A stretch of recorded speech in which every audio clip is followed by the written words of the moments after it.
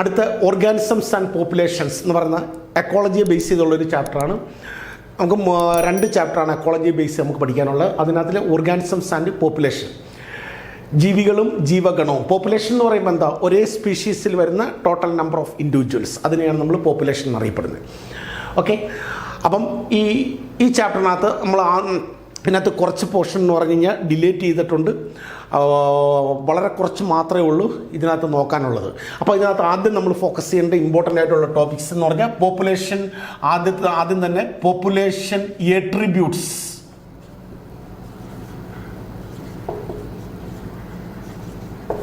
Population എട്രിബ്യൂട്ട്സ്, ഒരു പോപ്പുലേഷൻ്റെ പ്രത്യേകതകൾ എന്തൊക്കെയാണ്, അത് നമ്മൾ നമ്മുടെ വീഡിയോസിനകത്ത് കിടപ്പുണ്ട്. ഡീറ്റെയിൽ ആയിട്ട് ശ്രദ്ധിച്ചതൊന്ന് ആ വീഡിയോസ് ഒന്ന് കാണുക. കണ്ടു കഴിയുമ്പോൾ അത് മനസ്സിലാവും. അപ്പം പോപ്പുലേഷൻ എട്രിബ്യൂട്ട്സ് എന്ന് പറയുമ്പോഴത്തേനും അതിനകത്ത് നമുക്ക് പോപ്പുലേഷൻ്റെ പ്രത്യേകതകൾ എന്തൊക്കെയാണ്. അതിൽ ഒന്നാമത്തെയാണ് ബർത്ത് റേറ്റ്, 2 ഡെത്ത് റേറ്റ്, പിന്നെ പോപ്പുലേഷൻ സൈസ്, അതുപോലെ തന്നെ സെക്സ് റേഷ്യോ, പിന്നെ age distribution, population size etcetera. അങ്ങനെ കുറച്ച് സംഭവങ്ങളാണ് വരുന്നത്. അതിൽ ആദ്യത്തെ ബർത്ത് റേറ്റ്, പിന്നെ ഡെത്ത് റേറ്റ്, പിന്നെ ഏജ് ഡിസ്ട്രിബ്യൂഷൻ, പിന്നെ വരുന്നത് പോപ്പുലേഷൻ സൈസ്, പിന്നെ സെക്സ് റേഷ്യോ. ഇങ്ങനെ 4-5 സംഭവങ്ങളാണ് ഇതിനകത്ത് കയറി വരുന്നത്. അതിനകത്തിലെ ആ ഏജ് ഡിസ്ട്രിബ്യൂഷൻ അത് നോക്കിക്കോണം. അത് വളരെ ഇമ്പോർട്ടൻ്റ് ആയിട്ടുള്ള സംഭവമാണ്. അപ്പോൾ പോപ്പുലേഷൻ എട്രിബ്യൂട്ട്സിനകത്ത് നിങ്ങൾ മെയിനായിട്ട് നോക്കേണ്ടത് ആ ഏജ് ഡിസ്ട്രിബ്യൂഷൻ.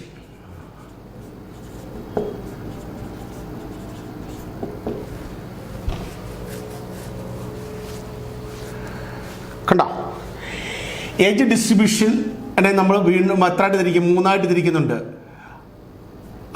പ്രീ റീപ്രൊഡക്റ്റീവ്,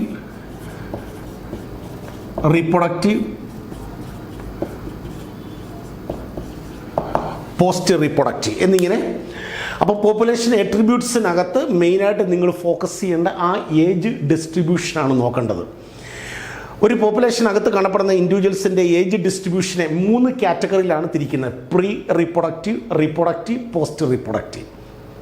നമ്മൾ പറയത്തില്ല കുട്ടിക്കാലം, യൗവനം, വാർദ്ധക്യം, അങ്ങനെ 3 സ്റ്റേജുകളായിട്ട് തിരിക്കുന്നത്. അപ്പോൾ ആ ഏജ് ഡിസ്ട്രിബ്യൂഷനെ ബേസ് ചെയ്ത് നമുക്കൊരു പിരമിഡ് പോലെ ഒരു 3 diagram,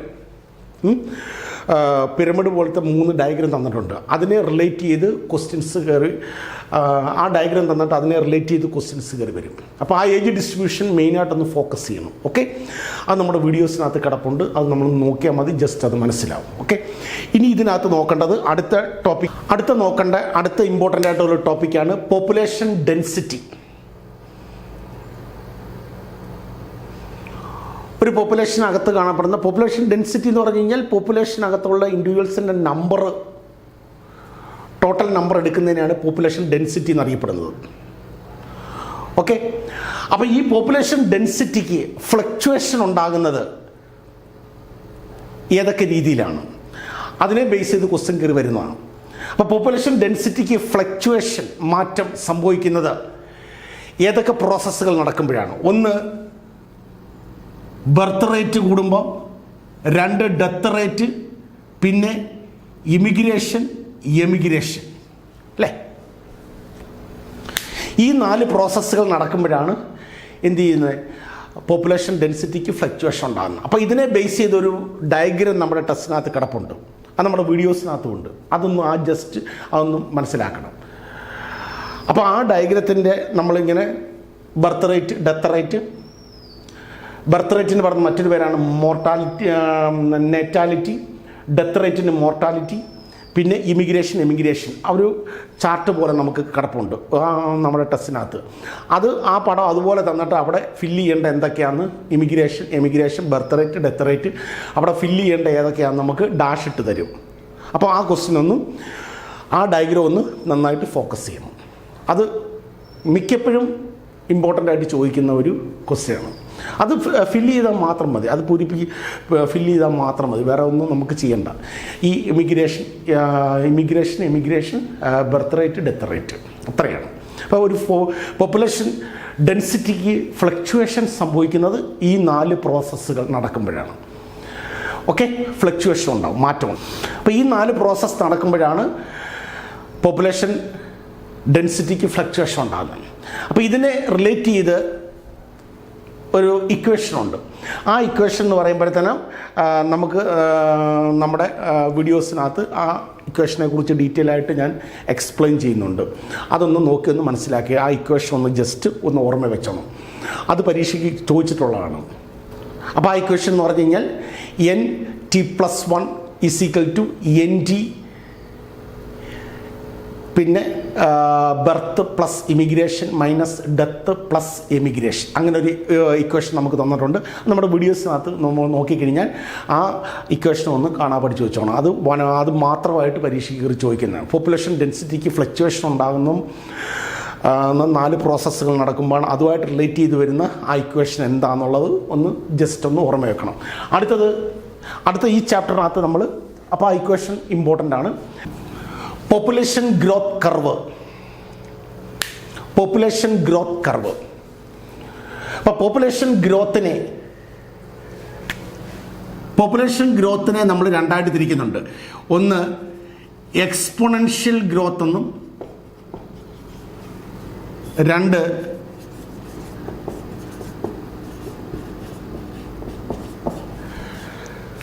logistic growth. അതിനകത്തിലെ exponential growth എന്ന് പറയുമ്പോൾ ഇതുപോലെ ജെ ഷേപ്പ്ഡ് കർവാണ്. ലോജിസ്റ്റിക് ഗ്രോത്ത് എന്ന് പറയുമ്പോൾ എസ് ഷേപ്പ്ഡ് കർവാണ്. കണ്ടോ? ഓക്കെ. അപ്പോൾ ഇതിനെ ബേസ് ചെയ്ത് പോപ്പുലേഷൻ ഗ്രോത്തിനെ ബേസ് ചെയ്ത് ഉള്ള പോപ്പുലേഷൻ ഗ്രോത്തിനെ രണ്ടായിട്ട് തിരിക്കും. Exponential growth, logistic growth. Observe ചെയ്തിട്ട് ഈ എക്സ്പോണൻഷ്യൽ ഗ്രോത്തിനെ, ഇത് എക്സ്പോണൻഷ്യൽ ഗ്രോത്ത്, ഇത് ലോജിസ്റ്റിക് ഗ്രോത്ത്, ഇതിനെ രണ്ടിനെ റെപ്രസെൻ്റ് ചെയ്യുന്നൊരു ഫോർമുലയുണ്ട്. ആ ഫോർമുല കാണാൻ പഠിക്കണം. ഓക്കെ, അത് ഉറപ്പായിട്ട് പരീക്ഷയ്ക്ക് ആ ഫോർമുല ഇക്വേഷൻ ചോദിക്കുന്നതാണ്. എക്സ്പോണൻഷ്യൽ ഗ്രോത്തിനെ റെപ്രസെൻ്റ് ചെയ്യുന്ന ഫോർമുല എന്താണ്? എക്സ്പോണൻഷ്യൽ ഗ്രോത്തിനെ റെപ്രസെൻ്റ് ചെയ്യുന്ന ഫോർമുല dN/dt = Rn. അതുപോലെ തന്നെ ലോജിസ്റ്റിക് ഗ്രോത്തിനെ റെപ്രസെൻ്റ് ചെയ്യുന്ന ഫോർമുല എന്ന് പറയുമ്പോൾ dN/dt = Rn K-N/K എന്ന് പറയും. ഓക്കെ, അപ്പം പോപ്പുലേഷൻ ഗ്രോത്തിനെ രണ്ടായിട്ട് തിരിക്കും. Exponential growth, logistic growth. J shaped കർവാണ് എക്സ്പോണൻഷ്യൽ ഗ്രോത്ത്, എസ് ഷേപ്പ്ഡ് കർവാണ് ലോജിസ്റ്റിക് ഗ്രോത്ത്. അപ്പോൾ ഇതിനെ രണ്ടിനെ റെപ്രസെൻ്റ് ചെയ്യുന്ന ഫോർമുല കാണാതെ പഠിച്ചോണം. ഓക്കെ, ചിലപ്പം ഈ ഗ്രാഫ് വന്നിട്ട് ഇത് ഏത് കർവാന്ന് എഴുതാനായിട്ട് ചോദിക്കുക. അപ്പോൾ ഇത് എക്സ്പോണൻഷ്യൽ ഗ്രോത്ത്, ഇത് ലോജിസ്റ്റിക് ഗ്രോത്ത്. ഇതിനെ രണ്ടിനെ റെപ്രസെൻ്റ് ചെയ്യുന്ന ഫോർമുല ഉറപ്പായിട്ട് അതിനകത്തിൽ ഏതെങ്കിലും ഒരെണ്ണം കയറി പരീക്ഷയ്ക്ക് ചോദിക്കുന്നത്. അപ്പോൾ ആ ഫോർമുല ഉറപ്പായിട്ട് ഫോക്കസ് ചെയ്തിരിക്കണം. ഓക്കെ, ഇനി ഈ ചാപ്റ്ററിനകത്ത് അടുത്ത നമ്മൾ ഫോക്കസ് ചെയ്യേണ്ട വളരെ ഇമ്പോർട്ടൻ്റ് ആയിട്ടുള്ള ടോപ്പിക് എന്ന് പറഞ്ഞു കഴിഞ്ഞാൽ പോപ്പുലേഷൻ ഇൻട്രാക്ഷൻസ് ആണ്. Population interactions. ഈ ചാപ്റ്ററിൻ്റെ ലാസ്റ്റ് നമുക്ക് കിടക്കുന്ന ഒരു ടോപ്പിക്കാണ് പോപ്പുലേഷൻ ഇൻട്രാക്ഷൻസ്. ഓക്കെ, അത് നമ്മളൊന്ന് മനസ്സിലാക്കിയെടുത്ത് കഴിയുമ്പം അതിൽ നിന്ന് ഏതെങ്കിലും നിങ്ങൾക്ക് ചെറിയ ഷോർട്ട് ക്വസ്റ്റ്യൻ, ഈ 1 വേർഡ് പോലുള്ള ഏതെങ്കിലും ക്വസ്റ്റ്യൻ ചോദിച്ചു കഴിഞ്ഞാൽ നിങ്ങൾക്ക് അത് ഉറപ്പായിട്ട് ആൻസർ ചെയ്യാൻ പറ്റും. ഇതപ്പോൾ പോപ്പുലേഷൻ ഇൻട്രാക്ഷൻസ് നമുക്ക് അതിൻ്റെ അതും ഈ പോപ്പുലേഷൻ ഗ്രോത്ത് കഴിഞ്ഞിട്ട് പോപ്പുലേഷൻ ഇൻട്രാക്ഷൻസിൻ്റെ ക്ലാസ് നമുക്ക് ഡീറ്റെയിൽ ആയിട്ട് അതിനെക്കുറിച്ച് പറയുന്നുണ്ട്. പോപ്പുലേഷൻ ഇൻട്രാക്ഷൻസ് എന്ന് പറയുമ്പോൾ ജീവികൾ തമ്മിലുള്ള പരസ്പര ക്രിയകൾ, അത് മ്യൂച്വലിസം, കമൻസാലിസം, പ്രിഡേഷൻ, പാരസൈറ്റിസം, അമൻസാലിസം, ഇങ്ങനെ കുറേ എണ്ണം വരുന്നത്. ഓക്കെ, അതിനകത്തിൽ ആദ്യത്തെ കുറേ സംഭവങ്ങൾ അതെല്ലാം ഒന്ന് ജസ്റ്റ് എന്താണെന്ന് മനസ്സിലാക്കുക. നമ്മുടെ വീഡിയോസ് നോക്കിയിട്ട് ആ പോപ്പുലേഷൻ ഇൻട്രാക്ഷൻ എന്തൊക്കെയാണ്, ജീവികൾ തമ്മിൽ പരസ്പരം ചെയ്യുന്ന ചില ക്രിയകൾ, അതിനെയാണ് പോപ്പുലേഷൻ ഇൻട്രാക്ഷൻ. മ്യൂച്വലിസം, 2 ജീവജാലങ്ങൾ തമ്മിൽ പരസ്പര അണ്ടർസ്റ്റാൻഡ് കൂടി ജീവിക്കുകയും അവർ 2 പേർക്ക് ഒരുപോലെ ബെനിഫിറ്റ് ഉണ്ടാകുന്നതാണ് മ്യൂച്വലിസം. ഒരാൾക്ക് നേട്ടവും ഒരാൾക്ക് ദോഷവും, ഒരാൾക്ക് ബെനിഫിറ്റ് ഒന്നും ഇല്ലാത്തതാണ് ഏത് കമൻസാലിസ്. അങ്ങനെ താഴോട്ട് വരുന്നുണ്ട്. പിന്നെ അതിനെ ബേസ് ചെയ്ത് നമ്മുടെ ടെസ്റ്റിനകത്ത് ഇങ്ങനൊരു പോസിറ്റീവ് നെഗറ്റീവ് എന്ന് പറഞ്ഞൊരു ചാർട്ട് കിടപ്പുണ്ട്. അതും ഒന്ന് ജസ്റ്റ് ഒന്ന് അത് നോക്കണം. അത് ഉറപ്പായിട്ട് പരീക്ഷ എക്സാമിന് ചോദിച്ചിട്ടുള്ളതാണ്. മനസ്സിലായി? ഒരാൾക്ക് നേട്ടം വരുവാണെങ്കിൽ അത് പോസിറ്റീവ്, ദോഷം വരുവാണെങ്കിൽ നെഗറ്റീവ് സിമ്പിളാണ് കൊടുക്കുന്നത്. 2 പേർക്കും നേട്ടമാണെങ്കിൽ പോസിറ്റീവ്. എന്നാൽ ഒരാൾക്ക് യാതൊരുവിധ ബെനിഫിറ്റും ഇല്ലെങ്കിൽ നമ്മൾ ഇവിടെ 0 എന്നിടും. ഓക്കെ, അപ്പോൾ അങ്ങനെ ആ ഒരു നമ്മുടെ ടെസ്റ്റിനകത്ത് ഒരു ചാർട്ട് പോലെ കിടപ്പുണ്ട്, നമ്മുടെ വീഡിയോസിനകത്ത് കൊണ്ട് അത് നോക്കിയിട്ട് ആ ചാർട്ടൊന്ന് മനസ്സിലാക്കണം. അതുപോലെ എക്സാമിന് തന്നിട്ട് അത് ഡാഷ് ഇട്ട് നമ്മളവിടെ ഫില്ല് ചെയ്യാനാണ് ചോദിക്കുന്നത്. ഓക്കെ, അപ്പോൾ പോപ്പുലേഷൻ ഇൻട്രാക്ഷൻസ് ഈ ചാപ്റ്ററിൻ്റെ ലാസ്റ്റ് കിടക്കുന്ന ആ ടോപ്പിക്ക് നന്നായിട്ട് നോക്കിയിരിക്കണം. അതിൽ നിന്ന് നിങ്ങൾക്ക് ഉറപ്പായിട്ട് ഏതെങ്കിലും ക്വസ്റ്റ്യൻസ് അതിനെ റിലേറ്റ് ചെയ്ത് കയറി വരുന്നതാണ്. അത് നമുക്ക് സിമ്പിളായിട്ട് നമുക്ക് എന്ത് തെറ്റിക്കാതെ അത് ആൻസർ ചെയ്യാനും പറ്റുന്നതാണ്. അത് ഒന്നും ജസ്റ്റ് പഠിക്കേണ്ടതായിട്ടൊന്നുമില്ല, അതിൻ്റെ ഒന്നും ഡെഫിനിഷൻ പഠിക്കേണ്ട, അതെന്താണെന്ന് മനസ്സിലാക്കിയെടുത്താൽ മാത്രം മതി. എന്നിട്ട് അവസാനം ആ ചാർട്ട് പോലെ കിടക്കുന്ന അതും ഒന്ന് നോക്കിക്കോണം. ഓക്കെ, അത് ഉറപ്പായിട്ട് ക്വസ്റ്റിനകത്ത് കയറി വരുന്നതാണ്. അപ്പോൾ ഈ 3-4 ടോപ്പിക്സ് മാത്രമാണ് ഈ ചാപ്റ്ററിൽ നിന്ന് നിങ്ങൾ ഫോക്കസ് ചെയ്തിട്ട് എക്സാമിന് ഞാൻ ഈ പറഞ്ഞ 3-4 ടോപ്പിക്ക് മാത്രം ഒന്ന് ഫോക്കസ് ചെയ്താൽ മതി. ഓക്കെ, ഇതിൽ നിന്ന് നിങ്ങൾക്ക് ക്വസ്റ്റ്യൻസ് ഉറപ്പായിട്ട് ചോദിച്ചിരിക്കും. അപ്പോൾ ഇത്രയും സംഭവങ്ങളാണ്. പോപ്പുലേഷൻ അട്രിബ്യൂട്ട്സ് ആദ്യം നോക്കണം, അത് കഴിഞ്ഞിട്ട് പോപ്പുലേഷൻ ഡെൻസിറ്റി, പിന്നെ പോപ്പുലേഷൻ ഗ്രോത്ത്, പിന്നെ പോപ്പുലേഷൻ ഡെൻസിറ്റിക്ക് ഫ്ലക്ച്വേഷൻ ഉണ്ടാകുന്ന ഏതെല്ലാം പ്രോസസ്സുകൾ നടക്കുമ്പോൾ അതിൻ്റെ ആ ഡയഗ്രാം, പിന്നെ പോപ്പുലേഷൻ ഗ്രോത്ത്, പിന്നെ പോപ്പുലേഷൻ ഗ്രോത്തിനെ റെപ്രസെൻ്റ് ചെയ്യുന്ന ഈ പോപ്പുലേഷൻ ഗ്രോത്തിനെ നമ്മൾ 2ആയിട്ട് തിരിക്കും, എക്സ്പൊണൻഷ്യൽ, ലോജിസ്റ്റിക്, ഇതിനെ റെപ്രസെൻ്റ് ചെയ്യുന്ന ഫോർമുല, പിന്നെ പോപ്പുലേഷൻ ഇൻട്രാക്ഷൻ. ഇത്രയാണ് ഫോക്കസ് ചെയ്യേണ്ടത്.